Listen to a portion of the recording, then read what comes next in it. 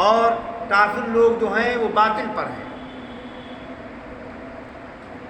تو کافر لوگ کہتے، منکر لوگ کہتے ایمان والوں سے ای الفریقین خیر مقام، ہم دونوں گروہوں میں یعنی تم میں اور ہم میں مکان کے اعتبار سے کون بہتر ہے اور محفل کس کی اچھی سجتی ہے، مجلس کس کی اچھی لگتی ہے.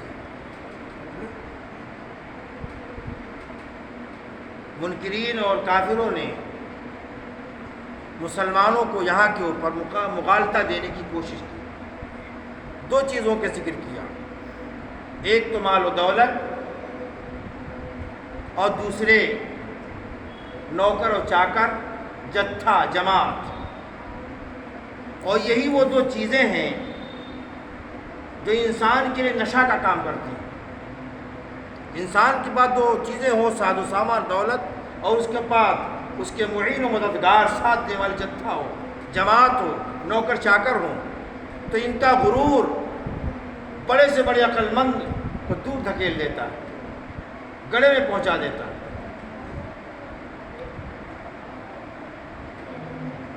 اللہ تبارک و تعالیٰ نے ان کو الزامی دو ٹوک جواب دیا. کہا اچھا ان کے پاس مال و دولت تھے، چونکہ حضور پاک علیہ الصلوۃ والسلام کے جو صحابہ تھے وہ خستہ حال، غریب، خشک بال، لباس اچھا نہیں، پرا گندہ بال، بدحال، بمقابلے ان کے کفار مشرکین مسلمانوں کے بنسبت ان کے پاس مال و دولت، ریل پہ، بالوں میں کنگھی، تیل، بہترین لباس، فخریہ انداز. اللہ تبارک و تعالیٰ نے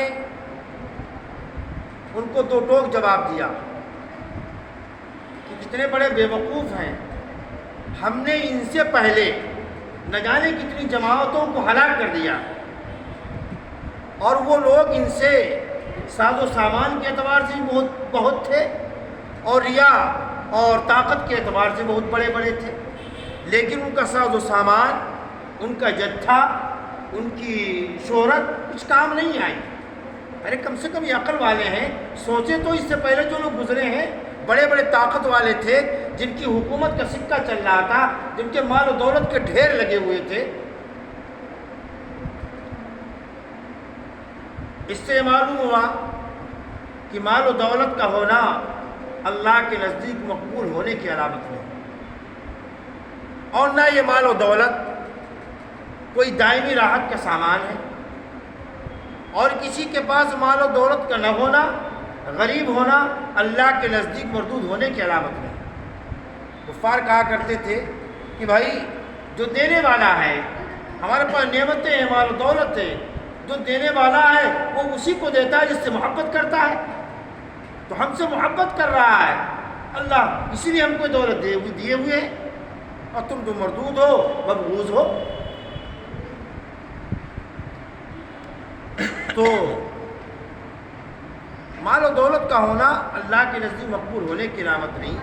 غریب ہونا، یہاں دنیا کی چند روزہ زندگی ہے، یہاں کا ساز و سامان ہے، وہ دائمی راحت نہیں ہے. اور پھر فرمایا قل من کان فی الضلالۃ، جو گمراہی میں پڑا ہو اللہ تبارک و تعالی رحمان اس کو اور گمراہی کے اندر کھینچتا ہے، اللہ اس کو ڈھیل دیتا ہے تاکہ تمام حجتیں پوری ہو جائیں.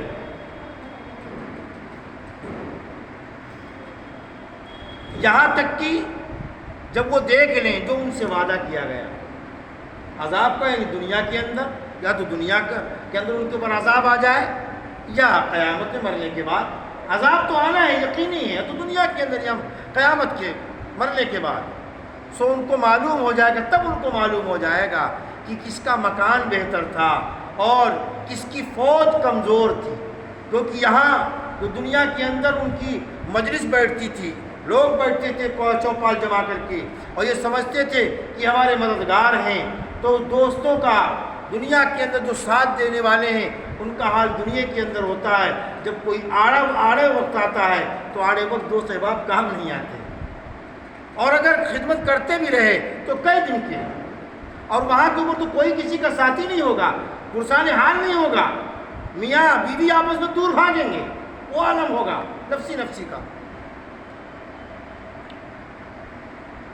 وَيَزِيدُ اللَّهُ الَّذِينَ، اور اللہ تبارک و تعالی ہدایت والوں کی ہدایت کو بڑھاتا رہتا ہے۔ ان جو ہدایت یافتہ ہیں ان کے ایمان میں ترقی ہوتی رہتی ہے، ایمان کے اندر اضافہ ہوتا رہتا ہے۔ والباقیات الصالحات، اور جو باقی رہنے والی نیکیاں ہیں وہ بہتر رکھتی ہیں تیرے رب کے پاس بدلہ۔ یعنی یہ دنیا کا ساز و سامان یہ باقی رہنے والا کہاں؟ جو نیک اعمال ہیں، کوئی بھی نیک عمل ہو، تلاوت ہو، نماز ہو، روزہ ہو، حج ہو، زکوٰۃ ہو، قربانی ہو، صدقہ خیر، کوئی بھی نیک کام ہو تو وہ نیک کام جو ہے باقی رہنے والا بہتر ہے تیرے رب کے پاس، اس کا بدلہ وخیر مردہ، اور اصل تو انجام ہے، انجام کے اعتبار سے مسلمان بہتر۔ افرائیت الذی، کیا تو نے دیکھا جس نے انکار کیا ہماری آیت کا اور وہ کہتا ہے کہ مجھ کو مال اولاد ملے گا؟ کیا اس نے غیب جھانکا ہے یا رحمان سے کوئی عہد لیا ہے؟ خباب بن ارد رضی اللہ تعالیٰ عنہ، لوہار آدمی تھے، لوہاری کا کام کرتے تھے صحابی۔ عاص بن وائل کافر، اس کے گھر پر لوہاری کا کوئی کام کیا، کئی دن کی مزدوری جمع ہو گئی، تو ایک دن مزدوری مانگنے کے لیے گئے حضرت خباب بن ارد رضی اللہ تعالیٰ عنہ، تو اس نے کہا میں مزدوری اس وقت تک نہیں دوں گا جب تک کہ تم محمد رسول اللہ کا انکار نہیں کرو گے۔ تو حضرت خباب بن ارد نے کہا ارے تو مر کر کے دوبارہ زندہ ہو جائے تب بھی میں انکار نہیں کروں گا، حضور پاک علیہ السلام۔ تو اس نے کہا اچھا، کیا مر کر کے میں دوبارہ زندہ ہوں گا؟ کہ ہاں دوبارہ زندہ ہو گئے۔ فرمایا کہ تبھی اپنا قرض لے لینا جو مزدوری ہے، کیونکہ مجھے وہاں اولاد و مال میرے پاس ہوگا، وہیں لے لینا۔ اس وقت کیا آیت نازل ہوئی، فرمایا کیا دیکھا اس نے، اس کو بے وقوف کو ہماری آیت کا انکار کرتا ہے، اس کو مال اولاد ملے گا اور مرنے کے بعد اطلاع الغیب، کیا غیب کی باتیں وہ جھانک کر کے آیا ہے کہ وہاں کیا لکھا جا رہا ہے اللہ تعالیٰ کیا جھانک کر کے آیا ہے، یا اس نے رحمان سے کوئی عہد لے لیا ہے؟ کلا، ہرگز نہیں، ایسا نہیں۔ سنکتب ما یقول، ہم لکھ رہے ہیں ما یقول، جو وہ کہہ رہا ہے، وَنَمُدُّ لَهُ مِنَ الْعَذَابِ، اور اس کا عذاب ہم بڑھا رہے ہیں، عذاب ہم بڑھا رہے ہیں، ہم لکھ رہے ہیں جو وہ بک رہا ہے۔